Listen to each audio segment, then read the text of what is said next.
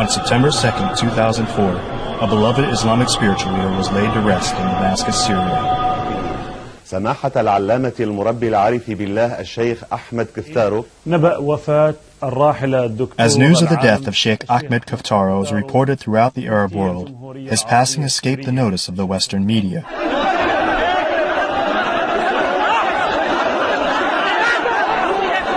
Beyond the often chaotic and emotional spectacle of such funerals is a face of Islam that the media often overlooks.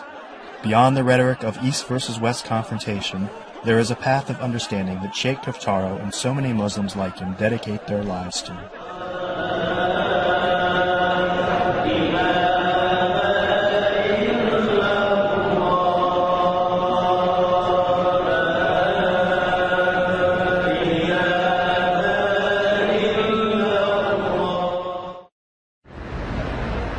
Damascus is believed to be the oldest continuously inhabited city in the world. It has played an important role in Islamic history since 635 AD, just 3 years after the death of the Prophet Muhammad when invaders from the Arabian Peninsula arrived in Damascus. The city soon became the capital of the Umayyad dynasty in an Islamic empire that stretched from the shores of the Atlantic to the Indus River. Though the political clout of the city began to diminish when the capital was moved to Baghdad with the arrival of the Abbasid dynasty, Damascus has remained an important center of Islamic learning until this day. It was here that Ahmed Kفتارو, the future Grand Mufti of Syria, was born in 1915, son to Sheikh Muhammad Amin Kفتارو, a prominent Muslim scholar of his day. The young Sheikh Ahmed Kفتارو studied under some of the most renowned scholars in Damascus, and in 1938, after the death of his father, he began teaching at Abu Noor Mosque. We spoke to his son and successor at the mosque, Sheikh Salah Kفتارو, just after the traditional 3-day mourning period for his father. The Abu Noor Foundation, which was recently renamed after its founder, Sheikh Ahmed Kفتارو, started as a small place of worship for no more than 100 worshippers. In 1951, at the age of 36, Sheikh Ahmed Kفتارو was appointed Mufti of Damascus, and then later, in 1964, he was elected as the Grand Mufti of Syria, the chief Islamic scholar and head religious authority for the entire country. For the Muslim, there is a pope in every country, Muslim pope. Here in Syria, the Muslim pope is Kفتارو, and Kفتارو is a very open, had a very open mind. He has a very open school, and I think that he is the school. Sheikh Kفتارو called the Muslims in Syria to the pursuit of knowledge, moral commitment to the universal values of Islam, including respect for religious freedoms and interfaith cooperation. In his later years, the Grand Mufti expanded his message to include the protection of the global environment and a call for American moral leadership in the world. Long before the events of September 11th, Sheikh Kفتارو recognized the need for greater dialogue and cooperation between the East and West. I met a man that I would say was, in my lifetime, one of the greatest men I ever met. I felt as close to him as if he was a brother. And I think that spiritually, he and I were in the same pocket. In 1975, the original Abu Noor Mosque was renovated to include the most modern educational and administrative facilities available. Up to 15,000 men and women were now able to attend the Grand Mufti's lectures there. And in addition to primary and secondary education, a College of Sharia Sciences was established, as well as an Arabic language program. Renovations continue to this day, and in 2004 the entire mosque was refinished in white marble just around the time of the Grand Mufti's death. The late Grand Mufti founded this institution, which by the grace of God became a bright Islamic beacon for the entire world, calling for brotherhood among humanity and dialogue and connection between all kinds of people. This is what Islam teaches, and that's what the late Grand Mufti taught us. During his lifetime, Sheikh Kفتارو dedicated himself to demonstrating the universal message of brotherhood inherent to Islam through deeds and not just words. He made more than 200 trips around the world reaching out to different religious and political organizations, and he invited them all to speak to Muslims through Abu Nur. We had several private meetings before I went into the pulpit, if that's the proper term, to preach the sermon on December 17, Friday, Holy Day. And he told me that I had complete freedom and liberty in my sermon. He respected me, trusted me. There is a long tradition of mutual respect and cooperation in Syria between Muslims and Christians. In Syria, we have a unique and wonderful example of coexistence between Christianity and Islam. This is not from a strange thing to Islam or from nothing. It came through the Muslim scholars who are open and cooperative, and the Christian clerics who share this same quality. And so, we live as one family with our Christian brothers, sharing this homeland. We feel that it isn't an appearance relations, but it's really a fraternity between Muslim and Christian.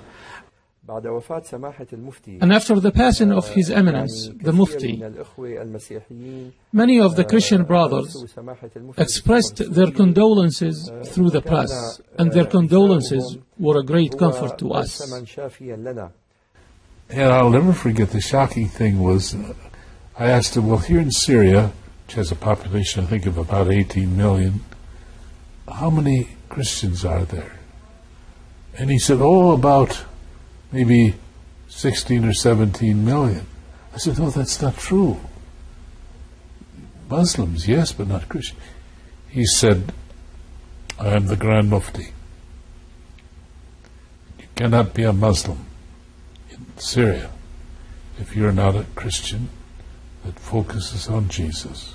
For this, the Patriarch of the Arab Christians said to the Mufti in front of a large audience of Muslims, we don't consider you to be just a Sheikh of Islam, but we also consider you to be the Patriarch of the Arabs. I was touched with him, spiritually moved by him, and I came back with a profound affection and love for him. And I think it is the Spirit of Jesus in him and the Spirit of Jesus in me. That's where we were able to make a connection. When the Pope came here, it was possible for him, for the first time in the history of the Vatican, that the Pope go to the mosque. It was the first visit that a Pope go to the mosque, because we have special relations in Syria. So the Muslim was very, very happy to receive the Pope in the mosque. And Sheikh Kفتارو was the first there, because the Umayyad mosque is very important for Muslim and for the Christian. We have in the mosque the body of John Baptist, Yahya bin Zakaria. He's a prophet who came before Jesus Christ to announce Jesus Christ. So the Muslim respect Yahya bin Zakaria, son John of Baptist, and we respect him. So it was an occasion for the Pope to make reference for the body of St. John Baptist. He said Syria is a big school to teach how the religion can live together. Of course, the message of Islam is a universal message to the full spectrum of human societies. The message of Islam is made clear by the saying of God in the Quran, O ye people. He did not say, O ye Muslims. Rather, he said, O ye people, we have created you of male and female, and we made you into nations and tribes so you may know each other. Over 9,000 kilometers from Abu Nur in Baltimore, Maryland, one of the first generation of students to graduate from the religious education program is helping to spread Sheikh Kaftaro's universal vision of Islam. Bashir Arafat came to the U.S. in 1989 after serving as an imam for 8 years in Damascus.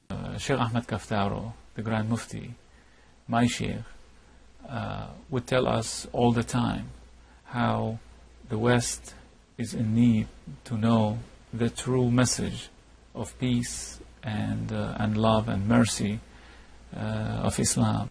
Imam Arafat became the Muslim chaplain for both Johns Hopkins University and the Baltimore City Police Department. Ultimately, he would influence a new generation of Muslims to take up studies at Abu Nur. We met one such student in Damascus, an American convert who had become a Muslim some 8 years earlier and taken the name of Halim. Halim first took a rational, skeptical approach to assessing Islam. This is not at all uncommon to new Muslims, particularly those from the West. I was listening to an argument between a Christian and a Muslim, and I basically didn't feel like listening to it. And so I told them both to get away from where I was, because they were both wrong. And I told the Christian why he was wrong. I used to study Christianity, and I told him why he was wrong, gave him the evidences. He got mad and left. And when I tried to do the same with the Muslim, he showed me that I was wrong. And I was very arrogant. I didn't want to be wrong. So I started to study to try to find faults so that I could go back and say, see, I was right, mashallah. And this didn't work out like that. Bilal, from Toronto, Canada, who converted a little over a year before we spoke to him, summed up the value of careful consideration. Of course, when you're born into something, you don't have that choice, like, let me just think about it. But when you come into a new religion, this is the rest of your life here, You're dedicating your life and your time to this religion. So you got to make sure it's right, Another student we spoke to, Sonia, joined the relatively small Islamic community in Colombia 5 years earlier after similar deliberations. First, I met some Muslims in the United States. And I just like the way they treat each other and the way they live their lives. And then when I came back to Colombia, I started looking for information about Islam, and I read so many books about Islam, and I went to talk to the Sheikh in Colombia, in Bogota, and I asked as many questions as I have. So I don't know, after a few months I was just so convinced about the truth of Islam. The thing about Islam is it challenges. Basically, it's go out and look at Christianity, go out and look at any religion.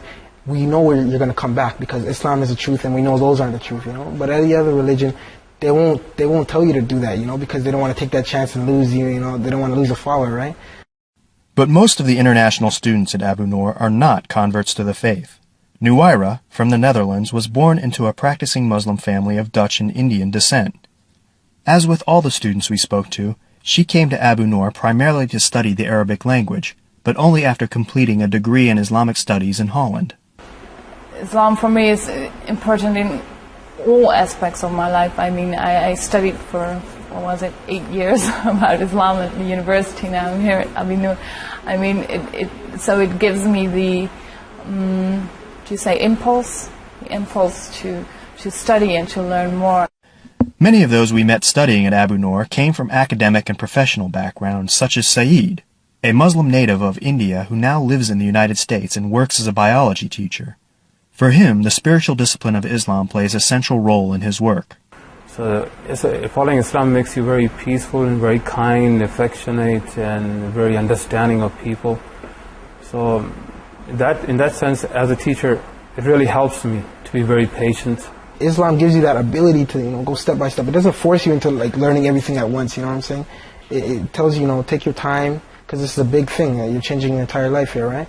And we don't want you don't want to just take everything all at once and then you just I can't handle this. In the Quran, Allah says, "La ikraha fi din." You cannot force anybody to accept Islam. So I apply that for everything. You cannot force anybody to do anything. So that's what Islam is talking about. Unfortunately for many of Abu Nur's students, the issue of force has played a much more central role in their lives than in just academic concerns. Samra, who has lived in Sweden since she was 13, spent much of her early life in her war-torn homeland of Bosnia. There her family came to a much different conclusion about the value of Islam in their lives. My parents, they were not religious at all, and during the war, they were even less religious. Thinking that how could this happen if God exists and stuff like that.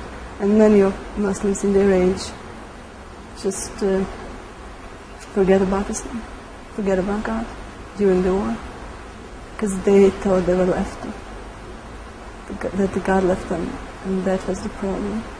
While young people like me, we turned to Islam because of the war.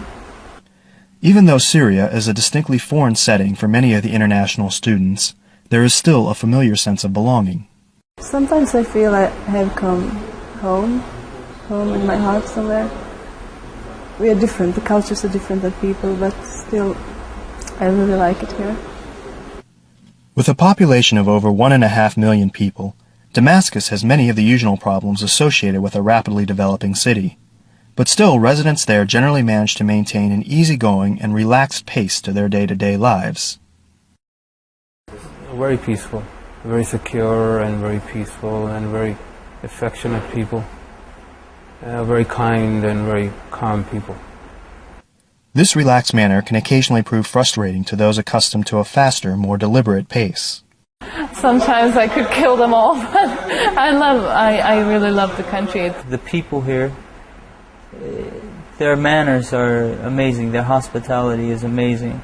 Not only hospitality, but they're, I think, generally interested in what you're doing and where you're coming from and what your background is, and very, very different from Europe. Both the Syrian lifestyle and the dedication of Sheikh Kفتارو are reflected in the learning environment of Abu Nur. The teachers here, they're Muslims and they're devoted to it, and I just want to be in that environment. I just miss that.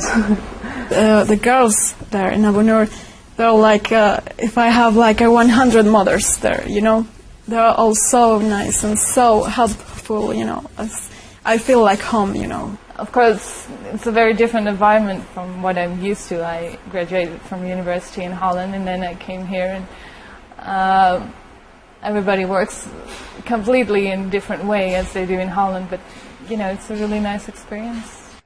The Grand Mufti used to say, I don't want to produce students who will just hang their certificates on the wall.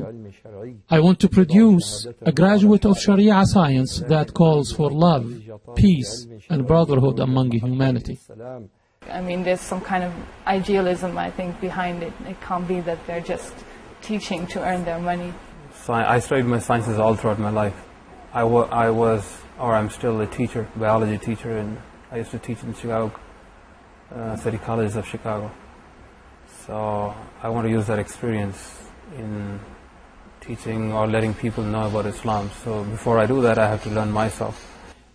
If you get the degrees and the certificates of the best universities and educational institutions in this world, and you don't have those feelings and those meanings, how to be humble, how to be approachable, how to be a peaceful human being, carrying nothing but mercy to the people around you, what are you going to benefit from all of these certificates?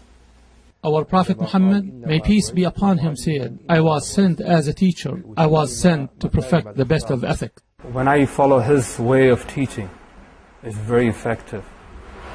For that, I have to be a very good person, internally and externally too. Islam emphasized the importance of science, information, progress, and reform. The Prophet also said, there is none from me except one who is knowledgeable or a seeker of knowledge. I think knowledge is very important, because if everyone gets the opportunity to know and to compare and to realize what is the truth, it will be like the best thing that might happen to us. And when we say knowledge, we don't just mean knowledge of the laws of the religion, but all kinds of science, industry, trade, information, and economics, so we can be true heirs and trustees of God on this earth. Despite the emphasis on typically Western-sounding ideals, there are still differences in the manner in which the faith is presented, not to mention the perceived value of an Islamic education. These differences become apparent when talking to the Western students. Islamic studies, first of all, here they always say when they hear I did Islamic studies, oh, subhanallah, and this. But of course the university in Holland is very secular. You don't, learn all the hadith by heart or anything like that. It's very much from a distance, of course. Since I live in West, I've been taught to criticize everything, and it's very, very hard to let it go.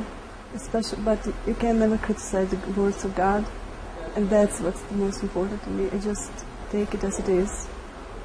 It seems to me the way we study it in the West is very objective. Once you believe that, the Quran is the word of God, you got to believe everything in it. So I believe that, and I just looking back at Christianity, you got to be able to, like, the book has to be 100% inspired by God. And if the book is not, if there's one mistake, you can't believe in the entire book, right?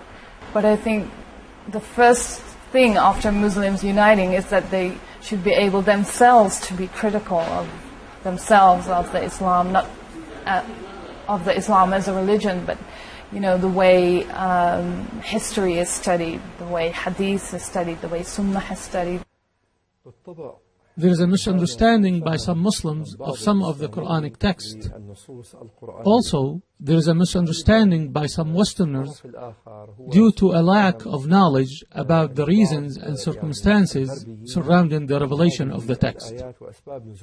Therefore, whenever we bring up a verse of the Quran or a tradition of the Prophet, we should consider the circumstances of the revelation and emphasize the explanations offered by the most well-versed scholars of Islam. This is important. Talk to knowledgeable people. First we got to get the knowledge, right? Because you don't want to get people that don't have the knowledge and then they're going and spreading Islam. That's good. It's good to spread Islam, but if you're giving false information, it's not good, right? Usually the Christian in Europe or in America, they forgot the history, or they read the history not with objectivity. We also have to have knowledge about Islam, because not everyone does. Even though we are Muslims, a lot of Muslims are born Muslims but don't know much about Islam. History isn't always as solid as Muslims make it out to be. Our Islamic religion is all about reform and progress, and it is a call to a revolution against myth, ignorance, and illiteracy. Therefore, it is the duty of our scholars and clerics to emphasize this side. There are problems. We have to clean them up. And we have to spread this message of peace and what God wants, that we came from God, all of us, not only Muslims, everybody of us came from God, and we are going to go back to God. So I ask for the Christian in Europe and America to learn how to read the history, and especially in the Middle East. There is a sense of common religious heritage shared by Muslims and Christians living in Syria as well as elsewhere in the Middle East. But misconceptions about even the most basic issues persist in Europe and the U.S. God for us is Allah. Allah, it isn't another God of the Muslim. It's the same God of the Christian and the Muslim. Only the word is the Arabic word. So I know that for the American people or for the European people, Allah, it's meaning the God of the Muslim. It isn't right. Allah, it's a unique God. There is another God. There is no another God. We have one God only. This God, we call it in Arabic Allah. The concept and the image of Islam is distorted in the West in general. They lack in the knowledge. They don't know much about us, Islam. They only know what they see in television, and that's only terrorists. It's nothing else. So you're dating that all of us are terrorists. And it's very, very hard to speak to them when they have that in their mind. I experienced this after 9/11. People started showing up fingers and calling me Osama bin Laden and all that kind of stuff in the college too, which I got offended, but I thought these people don't know. I mean, they have been fed something which some people want them to be fed with, and they don't know what the real truth is. I listen to talk radio, and so I hear a lot of misconceptions about Islam. It's not even misconceptions. I mean, they don't investigate at all. They just take, whatever they see and they make their own stories up about it. Even though it isn't something like clear, you can say it affects me on this and this. It's like the general environment, You see like everyone is looking at you like in a suspicious way. It's it's okay, you're free to go around with hijab. No one looks at you if you're in big cities. But for a woman, there is no chance to get work. I'm a professional, and I spent the last 8 months looking for a job with wearing my hijab, and it was like difficult, you know. Nobody say we won't give you a job because you're using or wearing this kind of clothes. But I think people think or wonder what kind of person I am because I'm a Muslim, you know. I normally, outside Abi Noor, I don't wear hijab. So in Holland, I'm not really recognized immediately as being a Muslim. But, you know, a friend of mine who wears hijab, she sat next to a woman in the bus stop, and the woman just stood up and said, I don't want to be sitting next to a terrorist. And you get these stories all over and over again. But, you know, because Holland was for years and years said to be the most tolerant country in the world, but it's definitely not now. You know, you still get those people, like my family, you know, they're like, Syria, you're going to, you know, it's right beside Iraq, you know, and they're going crazy, and I'm just like, you know, Iraq's there, Syria's here, you know, I'm not going to go join the army, I'm not going to go do this, I just came here with a purpose, you know, just to learn the Arabic language and stuff like that, you know. So one of my aim is to clear up these kind of misconceptions that Islam, and if anybody follows Islam, they become terrorists, and in fact, there's nothing about terrorism in Islam. We should not under any circumstances say that Islam is the religion of zealotry and extremism. Extremism has no single religion, color or race, and no single country where it can grow. And you find people that call themselves Protestants, but they'll kill people. You'll find people that are Muslims, and they'll kill people. Jews, the same way. And that, in fact, they claim to be believers, but are all atheists.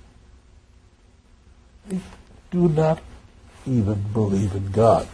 They have only adopted a cultural religious statement to identify themselves. We have to go back and we have to give an account of our life, every moment of our life, to God again. So these people who do these kind of work, Muslim or non-Muslim, they forget this. They forget that one day you have to die and we have to die. And God says in the Quran, whoever kills a soul, unless it is for murder or corruption in the land, it is as if he slain all of humanity. And anyone who saves a life, it is as if he saved all of humanity. In this world, you don't find justice everywhere. You find justice with God.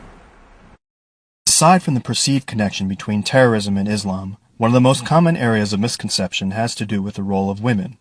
In the Western society, they think in Islam women is something less than men, you know, but it's so not like that. Also, Islam emphasized social justice and women's rights. For women are the life partners of man. In the Quran, there is a great chapter entitled The Women. And the Prophet of Islam used to always advise his followers to treat women kindly. Actually, Islam was the first religion to give women the rights that the women just got in the last 50 years, you know, in history, after fighting for their rights. You know, Islam gave women rights from the very beginning. Always when people learn I'm a Muslim, and especially when they learn I'm not married, they always, no matter, you know, Westerners everywhere, they always say, oh, well, you know, within a few years when you're married, you'll be wearing hijab and you'll walk behind your husband. And they all say it jokingly, of course. My answer to anyone with this criticism is that they should go and have dinner with a Muslim family, or perhaps even if they're uncomfortable doing that, then read a book about the Prophet and his wives. I mean, in Islam, there is a difference between a man and a woman, and I think we in the West are silly to deny that. I used to have to fight for my rights, you know, because in Western societies somehow you don't have them, you know. But then in Islam, I don't have the need to fight, you know, because they are there, you know. It's just there, just take them. Of course, you get some, you know, women who don't know their rights from the Quran and everything. They might get overshadowed by their husbands sometimes. But as far as my own experience, whatever my wife says goes. So that's, you know, as long as everything's within the law, then whatever she says goes. You know, inside the house, she's there, I'm not. I have to work all the time. So she sets rules for the house, I follow them. Outside of the house, then it's my job to protect her. So this is the way we have balance in our home. I never encountered women who are blatantly unhappy with their husbands because of Islam. I mean, you have bad marriages through all the world and through all religions. As you probably know, there are a lot of things culturally defined which gives the man more power, or however you'd like to call it. But I think if these women would be able to go back to their sources, they'd find out they have a lot of rights. Women are not, as some might say, half of the society. Rather, in my opinion, and according to my understanding of Islam, they are the whole society. They raise half of the society, which is man, and they are, as women, the other half of society. It's a really good start, like you see here at Abi Nur, Islamic women trying to develop themselves, learn about the language of their religion, learn about the history of their religion. So if they could make themselves and each other aware of the power they have, I think that would be a big step forward. From the teachings of the Grand Mufti, always that knowledge starts from within your heart. The true knowledge will come when you start by opening your heart.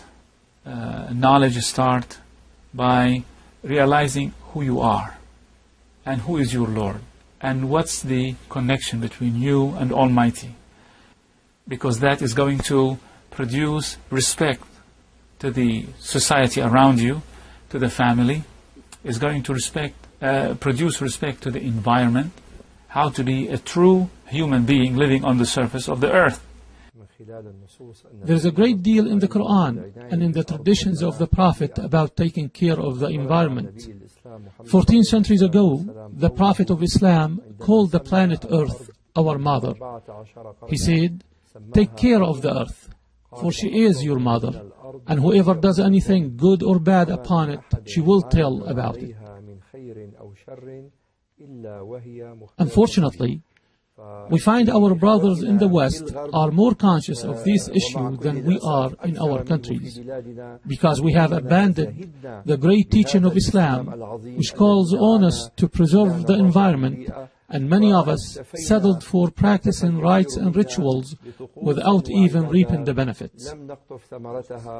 The essence of the educational mission of Abu Nur is to prepare its students to better represent Islam around the world, and to help counter the persistent misconceptions held by both non-Muslims and Muslims alike.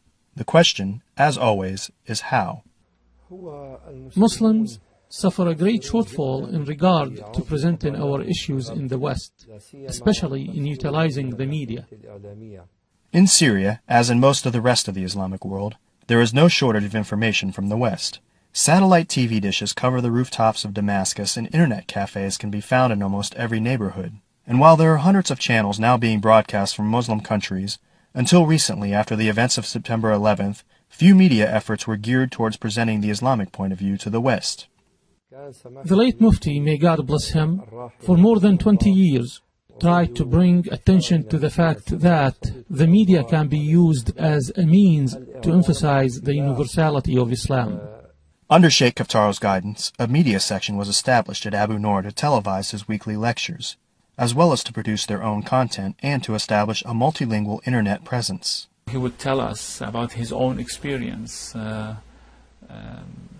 after talking and giving lectures, either in Europe or in America or in the Soviet Union at that time, and how the reaction from the audience and from the people who are inviting him is so positive and so tremendous that that the whole world is ready to hear the true message, but unfortunately the means were not available of media, television, movies, and I think still we are lacking that until today. And I think if people get to know more about Islam, and if the worldwide media is allowed to show what is really happening in here, like in Muslim countries, and allowed the people to know what really Islam is about, it will be like really helpful, you know. I may sound really idealistic, and I know I am, but I really like to have a job where I can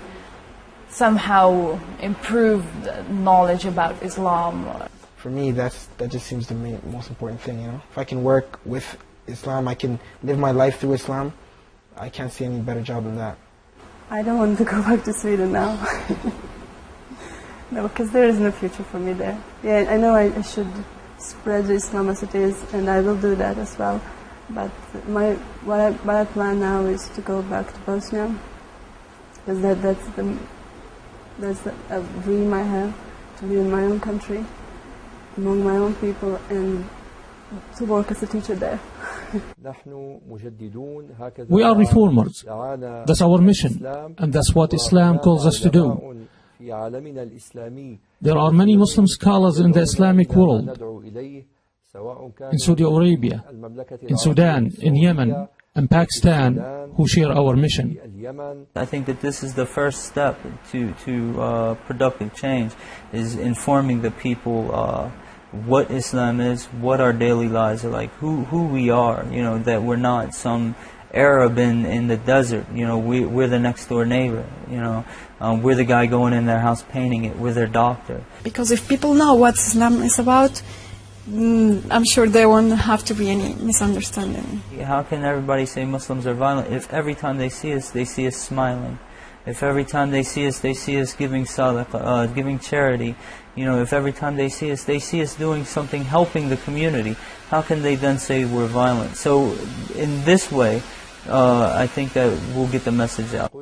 Our Prophet said at the beginning of every 100 years, God will send to this nation someone to restore its religion, who will rid it of the deviation of the extremists, the innovations of the careless, and the interpretations of the ignorant. Islam is your basic nature. The best and the good things of your life is what Islam is. This is why we see the Muslims fell behind and became weak. This is due to ignoring the methodology of reform in the Islamic agenda, which Islam calls for until the Day of Judgment. When I believe in God, it isn't enough that I believe in my heart, but I have to believe in my comportment, in my life. And if everybody believe in God, want the peace, he has to work for the peace. Peace nowadays is usually thought of as between two warring parties, but we call for the true brotherhood between all of humanity. That's what we learned from Islam, from Moses, from Jesus and Muhammad. May peace be upon them all. I have to respect the Muslim, and the Muslim has to respect me. I have to respect Jews, and the Jews has to respect me. When there is equality between the persons, we will arrive in God. So our duty as Muslim scholars and in Islamic movements is to be as a mercy for all of humanity, and to emphasize this side of Islam. And this is something that not only the Prophet of Islam called for, but also Jesus, Moses, and before them, their grandfather Abraham, may peace be upon him. We look at the monotheistic religions as one in their essence, basics and roots, and it is our duty to call for peace through them all. Sheikh Ahmed Kفتارو always saw religion as a force that could unite the world, and as his health began to fail him in later years, his son Salah continued his mission.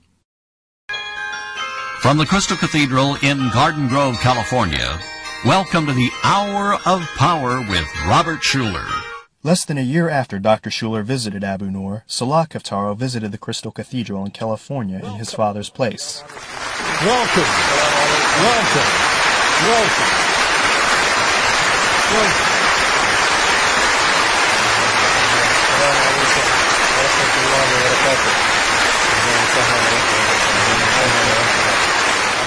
And I do believe that if we had seen this beautiful view of this beautiful congregation, he would not have listened to the advice of his doctors, and he would have come here, because this is what he has been calling for more than 50 years now. Even after the events of September 11th brought the differences between Muslims and Christians to the forefront, the ever-optimistic Robert Schuller sums up his views of the potential for continued interfaith dialogue. I'm not sure we need more dialogue. I think we need more fun times together.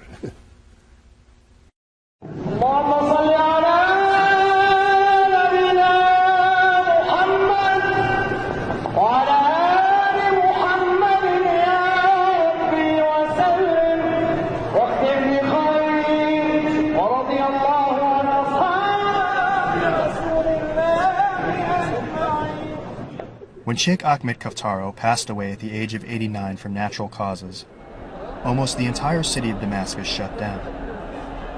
His funeral services and the procession between the Umayyad Mosque and his own Abu Nur Mosque were attended by an estimated 700,000 people of every faith.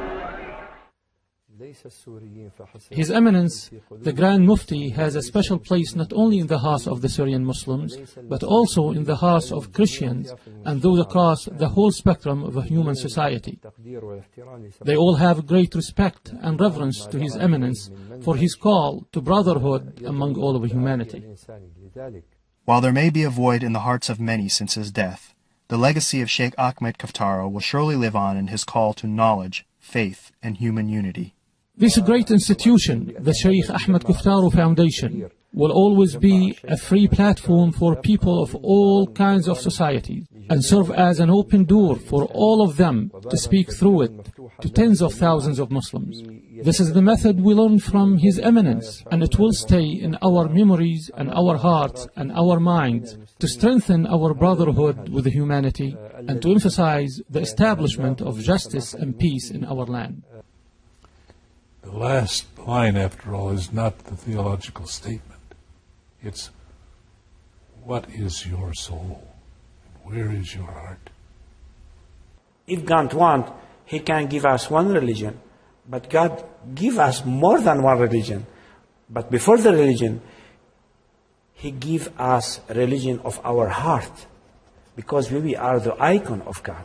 Before to believe in Muslim, or in Christianity, or in Jews, or another religion, we have one religion of God in our heart. Whatever the long and often seemingly difficult road ahead offers for relations between Islam and the West, knowledge and the heart must always travel together. In the end, Sheikh Salah offers a simple prayer for humanity that perhaps everyone can appreciate. I pray to God that a just and comprehensive peace be established in our region and in the whole world, so we can live in paradise on earth before we live it in the hereafter with our Lord Most High, if He is pleased with us.